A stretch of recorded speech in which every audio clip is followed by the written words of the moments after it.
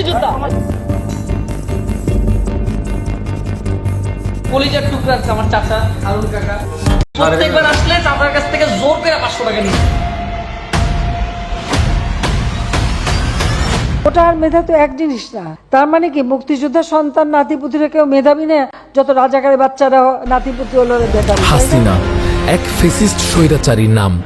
দেশের বুকে জগদ্দল পাথরের মতো চেপে বসতে দীর্ঘ 17 বছরে তাকে ব্যবহার করতে হয়েছে।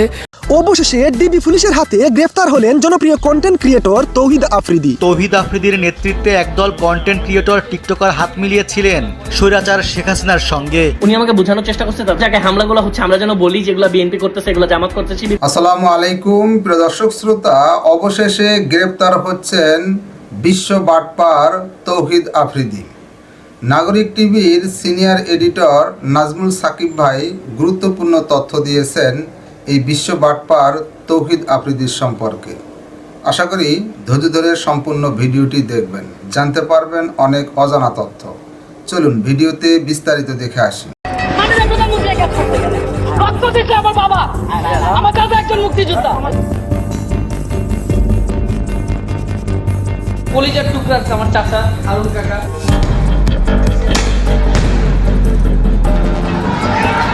আগস্টের ছাত্র আন্দোলনে দেশ যখন উত্তাল, তখন পতিত স্বৈরাচার আওয়ামী লীগের পক্ষে অনলাইনে সরব ছিল একদল ইউটিউবার, কন্টেন্ট ক্রিয়েটর, টিকটকার। আর এই কন্টেন্ট ক্রিয়েটরদের নেতৃত্ব দিচ্ছিলেন ইউটিউবার তৌহিদ আফ্রিদি। তৌহিদ আফ্রিদির নেতৃত্বে একদল কন্টেন্ট ক্রিয়েটর, টিকটকার হাত মিলেছিল স্বৈরাচার হাসিনার সঙ্গে। তারা মোটা টাকার বিনিময়ে লিপ্ত হয় গভীর ষড়যন্ত্রে। ছাত্র আন্দোলনের বিরুদ্ধে ভিডিও বানিয়ে আন্দোলন ভিন্ন খাতে প্রবাহিত করার কড়া নির্দেশ দিয়েছিল আফ্রিদি। কন্টেন্ট ক্রিয়েটরদের সর্দার আফ্রিদির কথা মতো কয়েক লাখ টাকার বিনিময়ে প্রথম ভিডিও বানিয়ে প্রকাশ করেন তাহমিনা চৌধুরী প্রীতি নামে এক টিকটকার। হাসিনা পতনের পর ওই টিকটকারের বাড়িতে বিক্ষুব্ধ জনতা হামলা চালালে পরে জানা যায় আফ্রিদির কাছ থেকে টাকা নিয়ে সরকারের পক্ষে ভিডিও বানিয়েছিল তাহমিনা চৌধুরী নামের ওই টিকটকার তাহমিনার বাড়িতে হামলা হলেও মাস্টারমাইন্ড আফ্রিদির গায়ে একটুও টোকাও লাগেনি। ইন্টারনেট বন্ধ করে গণহত্যার সময় আওয়ামী লীগের একটি অফিসে ডেকে 25 কন্টেন্ট ক্রিয়েটরকে রাষ্ট্রীয় মামলার হুমকি দিয়ে সরকারের পক্ষে ভিডিও বানানোর কড়া নির্দেশনা দেওয়া হয়। সরকারের পক্ষে কাজ করলে তাদের আর্থিক সুবিধা সহ নানা প্রলোভন দেখানো হয়। ডিনার শেষে দেওয়া হয় অর্থ। এই আয়োজনটিরও মাস্টারমাইন্ড ছিলেন তৌহিদ আফ্রিদি। ফুড আপ্পি হিসেবে পরিচিত এক ফুড ব্লগার সময় টিভির এক অনুষ্ঠানে এই বিষয়টি তুলে আনেন। এ সময় ছাত্র আন্দোলনের পক্ষে থাকা কন্টেন্ট ক্রিয়েটরদের নানা ধরনের হুমকি দেন আফ্রিদি। যে আমরা যে যারা যারা পোস্ট দিছি তাদের বিরুদ্ধে রাষ্ট্রীয় মামলা হতে যাচ্ছিল, তৌহিদ আফ্রিদি ভাই এই জিনিসটাকে থামায় বলছে যে কন্টেন্ট ক্রিয়েটর গুলোকে ডাকা হোক, ডেকে এদেরকে বোঝানো হোক তারা যেন সরকারের পক্ষ নিয়ে, ছাত্রদের বিপক্ষ নিয়ে এবং জামাত শিবিরের বিপক্ষ নিয়ে তারা যেন ভিডিও আপলোড করে, তাহলেই হয়ে যাবে। মানে মূল হোতা যেটাকে আমরা বলি সেটা ছিল তৌহিদ আফ্রিদি ভাইয়া। ওখানে যাওয়ার পরে আমাদের সাথে রাফ বিহেভ করা হয়েছে আমি বলবো না, আমাদের কাছ থেকে ফোনটা নিয়ে নেওয়া হয়েছে যেন আমরা কোনো কিছু রেকর্ড করতে না পারি বা কোনো কিছু ক্লিপ ধারণ করতে না পারি। আমাদেরকে কি লোভ দেখানো হয়েছিল আমি একটু ক্লিয়ার করি। সেটা হচ্ছে বিটিএসএল এর মাধ্যমে আমাদের পেজ যেন অলওয়েজ ফেসবুকের কাছে সিকিউর এবং সেফ থাকে, এটা তারা উদ্যোগ নিবে। সেকেন্ড হচ্ছে রেমুনারেশন যা চাবো তাই দিবে, টাকা যাই চাই তাই দিবে। এবং সেই সাথে আমাদের বাসায় যেন কোনো ধরনের কোনো অ্যাটাক করা না হয়, কোনো ধরনের কোনো প্রবলেম না হয়, সেজন্য তারা যত ধরনের সিকিউরিটি দেওয়ার সেটা দিবে।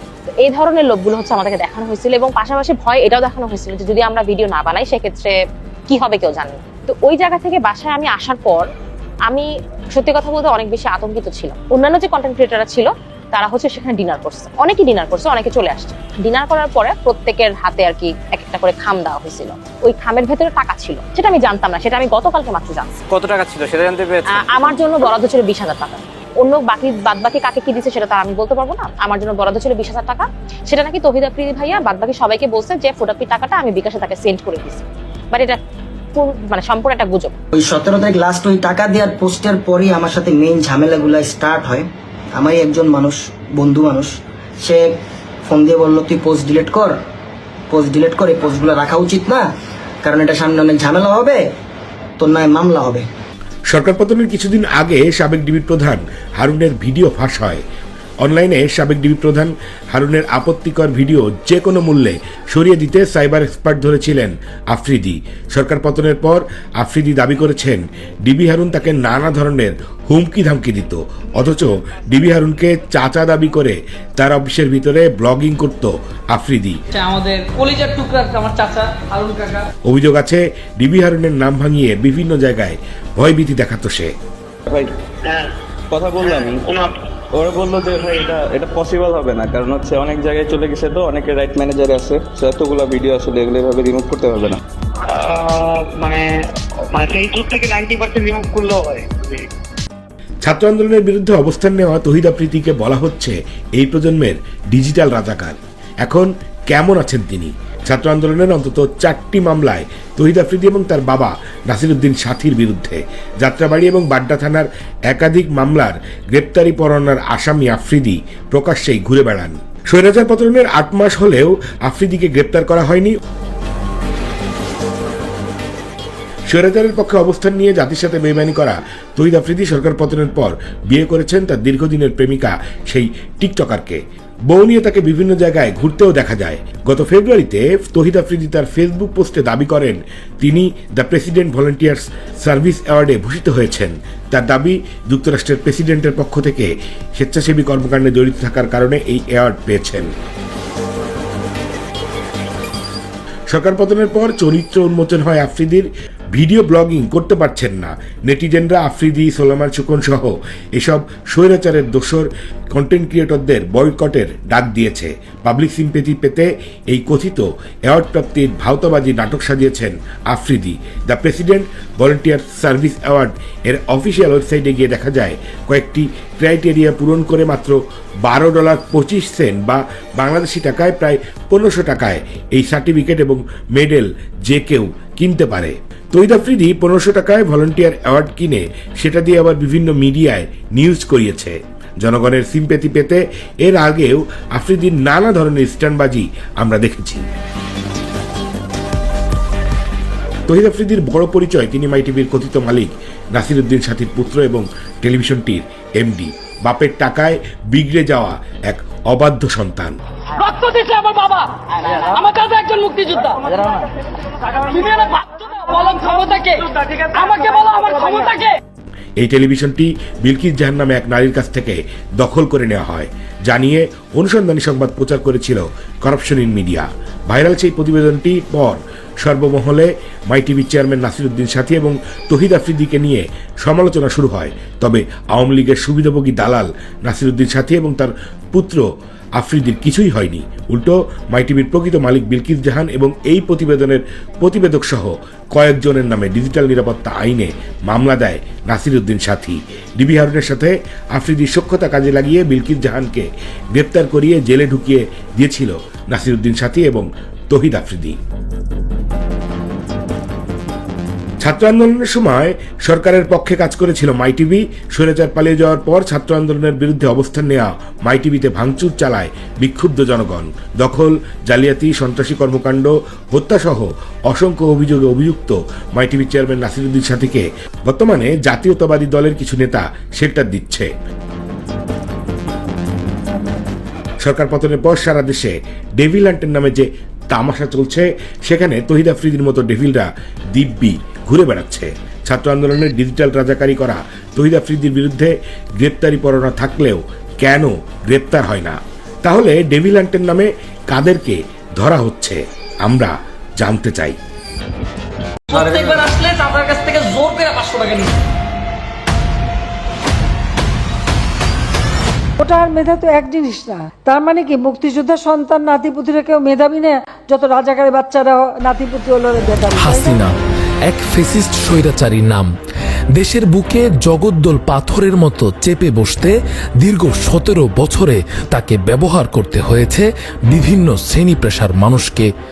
হাসিনার নেতৃত্বাধীন আওয়ামী লীগ বিভিন্ন মন্ত্রণালয়, আইন শৃঙ্খলা বাহিনী ও আমলাদের ব্যবহারের মাধ্যমে দেশে কায়েম করেছিল এক দলীয় বাকশাল।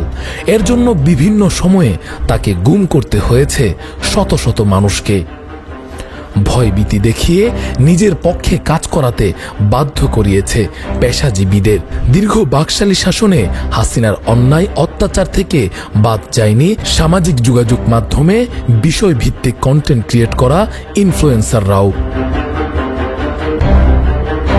17 বছরের ধারাবাহিকতায় সবশেষ জুলাই অভ্যুত্থানের সময়ে বিচারক অভিনয় শিল্পীদের মতো হাসিনাকে নির্লজ্জভাবে সমর্থন জানিয়েছিলেন কন্টেন্ট ক্রিয়েটররা। রাজধানী সহ সারা দেশে যখন একের পর এক লাশ ফেলছিল হাসিনা সরকার, ঠিক তখন তার পক্ষে সমর্থন জানিয়ে কন্টেন্ট বানিয়েছিলেন তারা। অভিযোগ আছে জুলাই অভ্যুত্থানে হাসিনাকে সমর্থন জানিয়ে কন্টেন্ট বানানোর ক্ষেত্রে নাটের গুরু হিসেবে কাজ করেছেন তৌহিদ আফ্রিদি। তৎকালীন ডিবি হারুনের সঙ্গে পরামর্শ করে টাকা ও ভয়ভীতি দেখিয়ে তাদের কাছ থেকে কন্টেন্ট বানিয়ে ছড়িয়েছেন সামাজিক মাধ্যমে। একই সময়ে হারুন যখন আন্দোলনকারী শিক্ষার্থীদের উপর দমন পীড়ন চালাচ্ছিলেন, তখন সামাজিক মাধ্যমে ছড়িয়ে পড়ে হারুনের একটি স্ক্যান্ডাল ভিডিও। সেই ভিডিওটি ফেসবুক, ইউটিউব থেকে সরাতে মরিয়া হয়ে ওঠেন তৌহিদ আফ্রিদি। অবশ্য এতে সফলও হয়েছেন তিনি। অভিযোগ আছে আওয়ামী লীগের শাসনামলে বিএনপি জামায়াতের কোনো ফেসবুক পেজ বড় হলেই সেগুলো নষ্ট করার দায়িত্ব ছিল তৌহিদ আফ্রিদির। তথ্য বলছে জুলাই ম্যাসাকারের সমর্থন জানিয়ে তৌহিদ আফ্রিদির কথায় প্রথম কন্টেন্ট বানিয়েছেন টিকটকার তাহমিনা চৌধুরী প্রীতি। লাস্ট কয়েকদিনে আমাদের দেশের বিভিন্ন জায়গায় আমাদের অনেক সম্পদ নষ্ট। হাসিনার পতনের পর তার বাড়িতে ভাঙচুর চালানো হলে জানা যায় তৌহিদ আফ্রিদির কথায় কন্টেন্ট বানিয়েছেন তিনি। এজন্য তাকে দেয়া হয়েছে মোটা অঙ্কের টাকা। এত গিল্টি লাগতেছে যে জুলাই অভ্যুত্থানের পর তৌহিদ আফ্রিদির বিরুদ্ধে দায়ের হয় 4টি মামলা। তার মধ্যে যাত্রাবাড়ী ও বাড্ডা থানায় একাধিক মামলায় গ্রেফতারি পরোয়ানা থাকলেও বীর দর্পে রাজধানীতে ঘুরে বেড়াচ্ছেন এই প্রজন্মের ডিজিটাল রাজাকার তৌহিদ আফ্রিদি। আচ্ছা, আপনারা 6টা মানুষের কথা চিন্তা করেন, ঘর থেকে বেরোতে সেফ, কিন্তু সেই নারীদের আজকে সেফটি দিতে পারে। জুলাই অভ্যুত্থানে হাসিনার পতনের পর দেখতে দেখতে কেটেছে 8 মাস। দীর্ঘ এই সময়ে আইন শৃঙ্খলা বাহিনী বেশ কয়েকটি অভিযান পরিচালনা করলেও বহাল তবিয়তে অভ্যুত্থান বিরোধী কন্টেন্ট ক্রিয়েটররা। ফেসিবাদের দূষরদের বিচারের মুখোমুখি হওয়ার কথা থাকলেও এই ইনফ্লুয়েন্সারদের ক্ষেত্রে দেখা গেছে উল্টো চিত্র। বর্তমান চিত্র বলছে অভ্যুত্থান বিরোধী কেউ কেউ শুরু করেছেন নতুন ব্যবসা, কেউ আবার করছেন বিভিন্ন ব্র্যান্ডের প্রমোশন, এছাড়া কেউ আনছেন নতুন অনলাইন পোর্টাল বা ওটিটি প্ল্যাটফর্ম। সে সময় তৌহিদ আফ্রিদির মতো সুলাইমান সুখন, RS ফাহিম চৌধুরী, রাফসান দা ছোট ভাই বা ইফতেখার রাফসান, তাহমিনা চৌধুরী প্রীতি, নুসাইফা নিশা, শিহাব নিউন ও নীলান্ত আহমেদ শিফাত বানিয়েছেন বিভিন্ন কন্টেন্ট। তাদের নেতৃত্বে ছিলেন তৌহিদ আফ্রিদি ও সুলাইমান সুখন। জুলাই অভ্যুত্থানের পক্ষে নেওয়া বিভিন্ন কন্টেন্ট ক্রিয়েটরদের হুমকি ধুমকি দেওয়া ছিল আফ্রিদির প্রধান কাজ। এছাড়া কন্টেন্ট ক্রিয়েটরদের মোটা অঙ্কের টাকা দিয়ে সোশ্যাল মিডিয়ায় বিভিন্ন স্থাপনা ভাঙচুর, জাতীয় সম্পদ নষ্টের মতো অপতথ্য দিয়ে বিএনপি, জামায়াত ও শিবিরকে জড়িয়ে ভিডিও প্রকাশ করতে বাধ্য করার অভিযোগও আছে তার বিরুদ্ধে। দর্শক শ্রোতা, এই বিষয়ে আপনার মন্তব্য থাকলে লিখতে পারেন কমেন্ট বক্সে আপনার মন্তব্য। আজকে এই পর্যন্তই। আল্লাহ হাফেজ।